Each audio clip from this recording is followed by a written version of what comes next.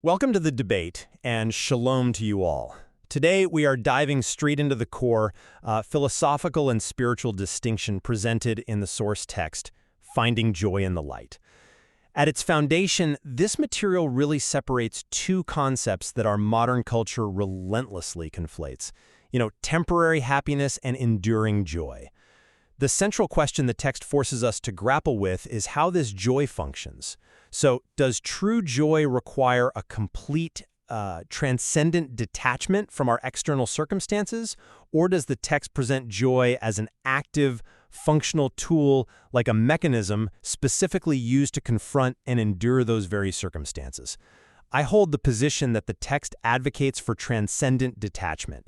It defines joy as a profound peace found only by looking entirely past our worldly environments and anchoring ourselves to a divine constant. Right, and I take the opposing view here.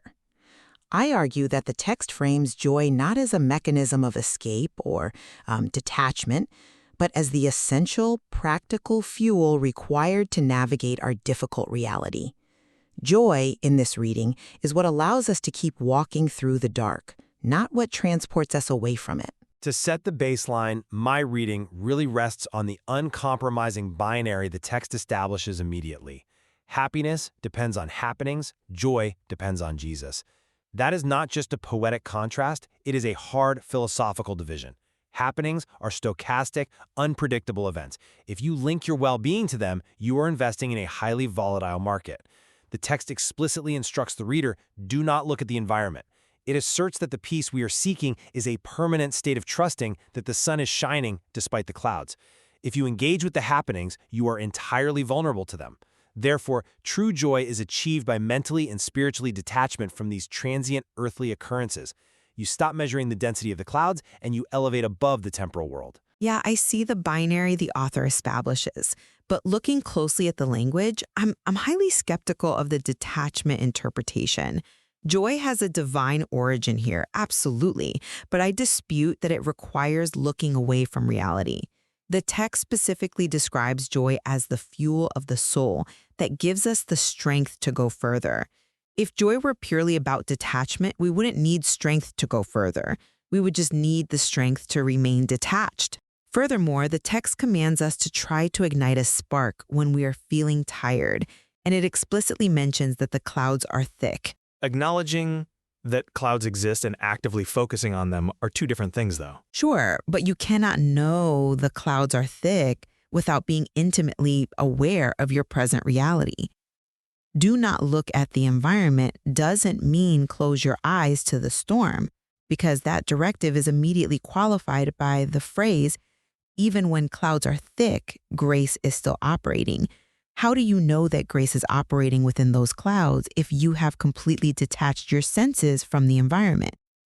Joy is intimately connected to our endurance of the present reality, not an abandonment of it. I challenge that interpretation of the directive. When the text literally tells us to not look at the environment, it is establishing a protective mechanism. It's warning us that looking at the environment ties our internal state to external volatility. Let's ground this in a practical analogy. Think about a pilot flying an aircraft through a massive storm system.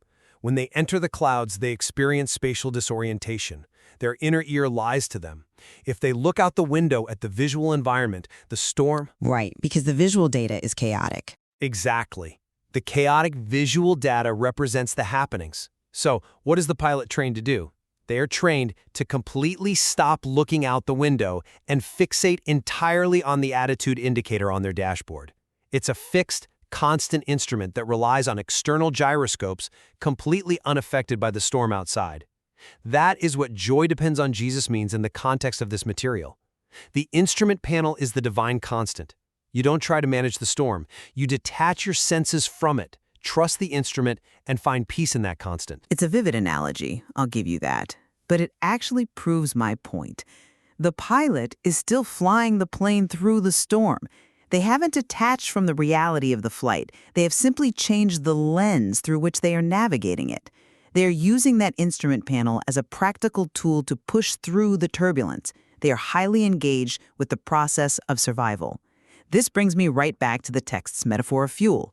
Fuel is messy. It involves internal combustion. It's an incarnational approach to joy. Let's clarify incarnational approach for the listeners, because it sounds like you are suggesting the divine is dragged down into the mud with us rather than elevating us out of it. Well, I'm saying the incarnational approach means the divine enters the physical reality of our lives rather than just hovering cleanly above it. We don't choose joy to escape reality. We choose joy to see reality completely. We ignite the spark to illuminate our immediate environment and see the grace weaving through the very circumstances that are causing us exhaustion. I have a fundamental issue with that line of reasoning because it risks reducing a profound spiritual reality to mere positive thinking. If joy is just finding the silver lining in the mud, it's still reacting to the happenings. It's just trying to rebrand bad happenings as manageable ones. Let's look at the specific biblical anchor the text utilizes to build its case. Philippians chapter 4, verse 4. Rejoice in the Lord always. That word always is the linchpin. It supports the idea of joy as an unbroken, continuous spiritual state. But is it a baseline state or a summoned energy? It has to be a baseline, a state of being that exists completely independent of our daily exhaustion. If it is a constant, unyielding command, always rejoice, that it cannot be a reactive process of continuously engaging with a fluctuating environment. It has to be an underlying baseline of the soul. When you practice classical spiritual detachment, meaning you consciously sever your emotional dependence on external outcomes, you achieve a restful, secure state of being. You focus on the continuous nature of the word always, but look at how the author of our text interprets the application of that scripture. The text asks the reader to try to ignite the spark. It doesn't say rest in the continuous state. It demands an exertion of effort, specifically when you are feeling tired. Furthermore, look at the hashtags the author includes. Choose joy and light up every day.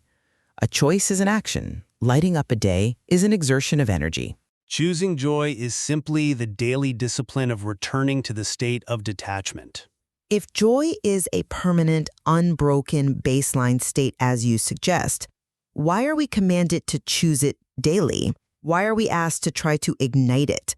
The language of trying and igniting implies that joy is something we must actively conjure and apply as a tool against the darkness of our specific daily happenings. Let's go back to the historical context of that Philippians verse to understand what the author is tapping into. Paul wrote those words while imprisoned in Rome. We aren't talking about a modern facility or a comfortable house arrest.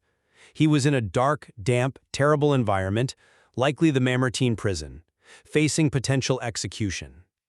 His joy was not a tool to manage the dampness of the stone walls or to find grace in his physical chains. Are you sure about that? I am. His joy was a radical defiance of his imprisonment. By focusing entirely on his transcendent citizenship in a divine kingdom, his happenings were objectively horrific, but his joy was complete specifically because his focus was entirely detached from his physical reality. He looked past the walls. I draw the exact opposite conclusion from Paul's imprisonment. Paul didn't ignore his chains. He wrote about them constantly in his letters. He was deeply aware of his physical needs, his guards, his impending trial. He used his environment. His joy was the fuel that allowed him to continue writing letters, dictating theology, and connecting with the outside world despite his physical confinement. He didn't mentally detach from his prison cell. He transformed it into a pulpit. And that perfectly mirrors what our source text is doing. He transformed it by rendering the physical chains irrelevant to his spiritual state. And the source text does the same through its central metaphor of the sun. The text speaks of a deep belief that the sun is shining despite the fog and clouds. The sun is the ultimate metaphor for classical transcendent faith. It represents a reality that exists entirely outside of our immediate sensory experience. It's a distant reality. Exactly. And that distance is the point. The sun doesn't interact with the clouds. It shines millions of miles away, completely unaffected by the Earth's weather. By asking us to find joy in the sun, the text is asking us to take comfort purely in an external, transcendent reality. It is the peace of knowing that no matter how terrible the local environment is, the ultimate truth, the divine source, remains untouched. Therefore, our internal joy remains untouched only if we sever our attachment to the local weather and anchor ourselves to the distant sun. You are creating a false dichotomy between the distant sun and the localized fuel. Let's look at the thermodynamics of this metaphor. Where do you think fuel comes from? In a literal sense? Yes. Well, think about fossil fuels, for instance. They are essentially stored solar energy. The sun's distant energy is captured in the physical world, stored, and then actively burned to create forward motion. The distant sun has to become localized, messy fuel to actually pull the heavy train up the mountain. Joy's primary function in this text is to power the human experience through the darkness. It is an internal combustion that drives us forward. It is not a teleportation device that removes our minds from the hardship. That's synthesis. Treating the fuel as localized solar energy is a clever way to bridge the metaphors, but it still prioritizes physical endurance over spiritual rest. If we rely on your view, we are still trapped in a transactional relationship with our reality. We are constantly burning energy to fight the darkness. I argue that the strength to go further, mentioned in the text, is precisely the byproduct of detachment. How does detachment give you strength? By preventing the loss of it. When you are no longer burdened by the emotional roller coaster of happenings, when you stop trying to manage or fix the thick clouds, you conserve an immense amount of spiritual and psychological energy. That conserved energy is what feels like fuel. By detaching from the environment, you are freed from the exhaustion it causes. Burnout is the direct result of relying on happenings. Detachment cures burnout. The fuel isn't burned to interact with the environment. It is the energy you get back when you rise above it. That is a dangerous framing. The risk of detachment, if taken to its logical extreme, is apathy. If we detach completely as a protective mechanism to conserve energy, we risk spiritual bypassing.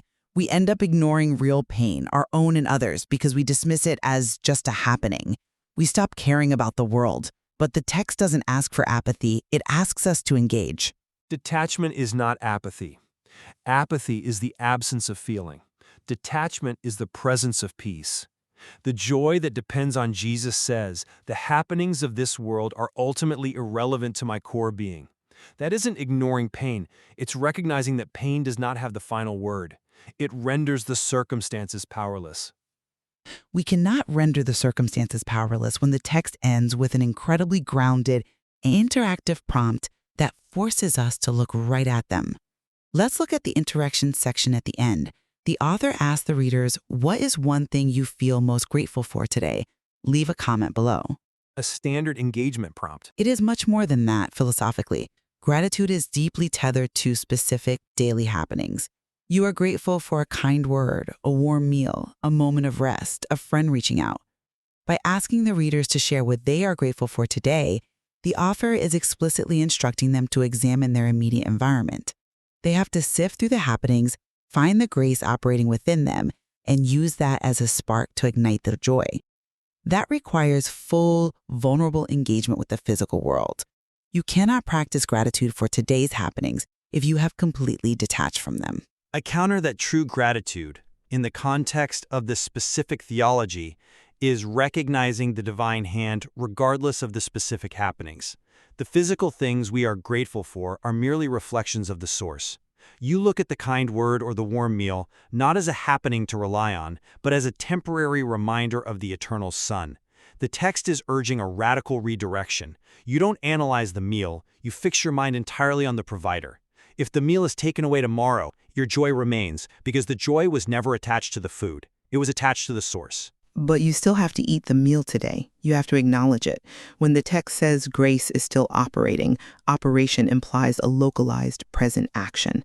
If you completely detach, you miss the act of grace weaving through the very circumstances you are trying to transcend. You miss the opportunity to use that grace as fuel. If you focus too heavily on the fuel, you risk running out of it when the happenings become too severe to find any localized grace. This debate really highlights two profoundly different psychological approaches to human resilience, both drawn from the same concise text. It does. It moves from what the text says to how it applies to the human condition when we are faced with true exhaustion. Precisely. If we summarize the core of my argument, it's about the direction of our gaze. I read Finding Joy in the Light as a call to look entirely past the darkness to the light that exists above it. By recognizing that happiness is a fragile state, dependent on unpredictable happenings, the text urges us to build an untouchable internal fortress.